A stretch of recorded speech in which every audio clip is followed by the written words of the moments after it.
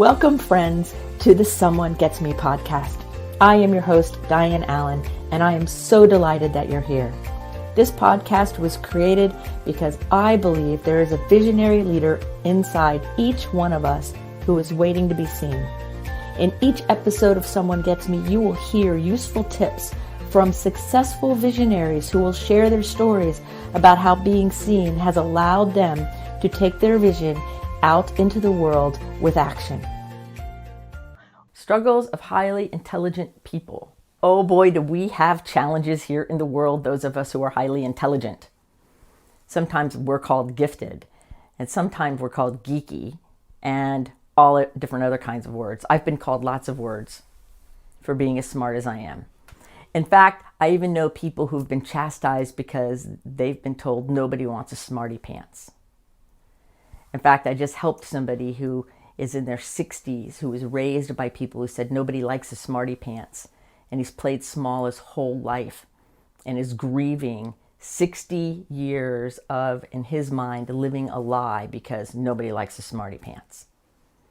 We live in a society that is very judgmental and can often do a lot of damage based on intelligence or lack thereof. And so there's real struggles being intelligent. We have different processing speeds. Some people slow, some people fast. I have one client who did not speak his first words until he was 5 years old. And then I guess they couldn't shut him up because he still talks all the time. But they thought there was something wrong with him. But really there was something right with him. His IQ was so high. You know the stories. What about Einstein, right? Einstein used his intuition and his intelligence. Pretty cool dude there, right? Or Tesla. How about Tesla, right? So intelligent people can get made fun of, get chastised, even get killed for being smart. Then there are the situations of being ostracized or siloed away or not included or misunderstood. So when we live in a society that is insensitive to the sensitivity of an intelligent person, navigating this insensitive world becomes very tricky at times. Because the truth is, if the people around us aren't reflecting back to us our beauty, especially when we're little, it's hard to realize how beautiful we are and what to do with our intelligence.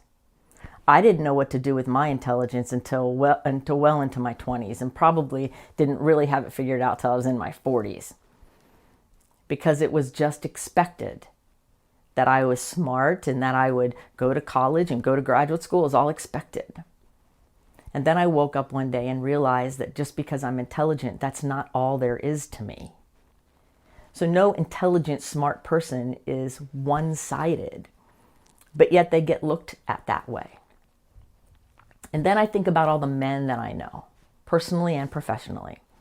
Every single one of them who's really smart has been so over-rewarded for their intelligence and marginalized for their intuition or their spiritual ability or their emotional connection or their deep empathy for the world, to the point where some of them have suffered great depression and addiction problems because if they couldn't only be that one smart person and they had to shut down all the other parts of their beauty, they were living such a sad life inside, that silent pain, that they had to find a way to medicate it. So the struggles for intelligent people really happen all the time. I had somebody I was speaking to just the other day who was sobbing, wondering if being intelligent or gifted or smart was like a cult or something, because as an intelligent man, he was seduced into a cult many, many years ago and had to get out of it and all of that. Because smart people are the targets of people who run cults. Because if I can get you, smarty pants, to question yourself or doubt yourself, then I can control you. So if I can get you to live only in the intellectual realm, then I can manipulate you easier than anyone else. So it really is a challenge being very intelligent. And what about hearing the phrase, you're smarter than that, when you make a mistake? Or, well, that's great, you made an A, where's the A plus? Or my good friend getting out of law school and the whole family was waiting for the next thing, being a judge or whatever, and couldn't even enjoy the moment of that one success. All of these combine for intelligent people to be really challenged. Then there's social connections, friends, peers. I have one client of mine, oh, he's such a gentle soul. He's so beautiful that he was giving gifts to some of his female friends based on some of the things they said, and he totally misread the social cue, and it embarrassed him, and he got more depressed until he really realized that not everybody sees the world the way he does. Fortunately, he's worked with it, and now he's doing really well. But it's easy when you're intelligent to miss the cue socially, or to take somebody for their literal word when maybe that's not what they meant. It's very, very difficult. Then there's the whole not being understood part. Kind of feeling alone in the world, right? But worse than that is being misunderstood. When you take the risk to be you and they totally miss it. And they misunderstand you. They misunderstand your intensity for anger, or your passion for being manic or something's wrong with you, or your sensitivity to taste or sound or smell as being over the top. Or like for me with my emotional intensity and my intelligence with that, my mom used to say when I was a little girl, your bladder's too close to your eyes, because I would weep when I saw something that was sad. And I would mentally try to fix it, find a way to fix it. And they were usually big existential problems that a 6-year-old, a 5-year-old can't by themselves fix. So we learn all through our lives that sometimes being intelligent needs to be hidden, or we're weird, or it doesn't fit. Well, we don't fit with a normal. That's true. Do we need to hide? I don't think so. I tried it once. I tried to be normal. I made it about 5 minutes, and it all blew up. I couldn't do it. And so I suffered with a lot of loneliness and depression because I couldn't really connect with other people in that level. And I didn't even know it was my intelligence that was doing it at the time. I see it now, but I didn't see it then. And then I have a friend of mine, and he's really, really cool. He's really smart, and he's really sensitive. And he was dating this girl who was really loving his intelligence. But when he showed any other part of himself, his spiritual connection or his emotions or his passion for things in life, then that turned her off. She just wanted him to be like a brain, a head with, I guess no feeling in his body. It was kind of weird.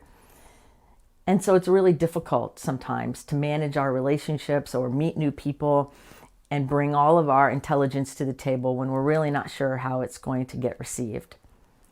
So the biggest thing I've learned is I have to learn how to receive my own intelligence with pure goodness and compassion and joy first. So your job is to take your intelligence, that's not only cognitive intelligence, but we have emotional intelligence and spiritual intelligence, right? And begin to make friends with yourself. Make friends with yourself on those deep levels. That you are perfect exactly as you are. All of your geeky intelligence, all of your fun, all of your quirkiness, combined with your seriousness and your passion and your focus and your dedication. Because it's that self-compassion that will really set you apart. That self-compassion will allow you to have more compassion for others. That self-compassion will be the catalyst, if you will, so that you can keep moving in the direction you desire. Because the struggles of intelligent people, they're real. They don't go away as we get older. I've heard many of my clients say, well, I thought as I got older, it would kind of go away. It doesn't go away. We just learn how to navigate it differently, and we learn how to choose wisely our interactions and who we're around and what we expect out of the situation. So if I'm going to be in a situation where not everybody has equal intelligences in whatever arenas, then I need to make sure that I'm not expecting something different than what is possible or what is happening. So I've learned to be open-minded and receptive and allowing myself to feel things land on me and feel into my friendships, my relationships, my work, my world, my life, and use all of my intelligences in whatever way matches how it's landing on me. Because I've learned that pushing through and forcing through and trying to make things be a certain way and being very rigid and perfectionistic works against me. That pushing, resistant way of being doesn't serve you. It doesn't serve me. It doesn't serve any of us. What serves us instead is to be compassionate and know, if you're an empath, that you're going to feel more deeply than people who are not, because you're made that way and you're perfect, and so are they. There's no blame. And you also get to have your cognitive intelligence and your emotional intelligence, because emotional intelligence is actually one of the most sought after traits. Yet people say they want emotional intelligence, but they're really not sure how to do it. But we know because we're intelligent. So you see, the struggles are real, but so are the ways to walk through this world that can be very insensitive and take less hits, less gut punches, less time where we're crying or upset or wondering what's wrong. We can really up-level our own experience here by understanding that yes, it's struggles sometimes, and it's totally worth it. And we, all of us, are exactly the way we're meant to be. So my intelligence, your intelligence, and how it shows up in our mind, in our heart, and in our soul is a unique combination for each person. And when we bring those puzzle pieces together, life becomes totally magical and amazing. And then those struggles become the stepping stones for more greatness and fun and fulfillment and joy and satisfaction. So we can turn what begins out and starts as this difficulty, as this wall, as this static, and we can throw it at our feet and use it as stepping stones to really have a life more magical and more amazing than we could ever conceive in the beginning. So it's walking through the struggle, being in the struggle, and knowing that there is a way to use the struggle in our favor that sets us apart from people who get stuck and stay in the dark mire, quicksand stuff. We don't want to be there. We want to be the people who say, that struggle can serve me for the good. That struggle, because of my intelligence, can set me apart in a positive, great, amazing way. That struggle, where I'm emotionally really sensitive, can allow me to have such increased compassion that it serves myself and others in ways I can't even see yet. Oh, and that spiritual intelligence that gets misunderstood by so many people, that can set my intuition so far ahead that I can create things more amazing than I can ever comprehend right now. So let's turn our struggles into that magic carpet that allows us to move forward and step into who we are as a way of being, as a way of kindness, compassion, and love.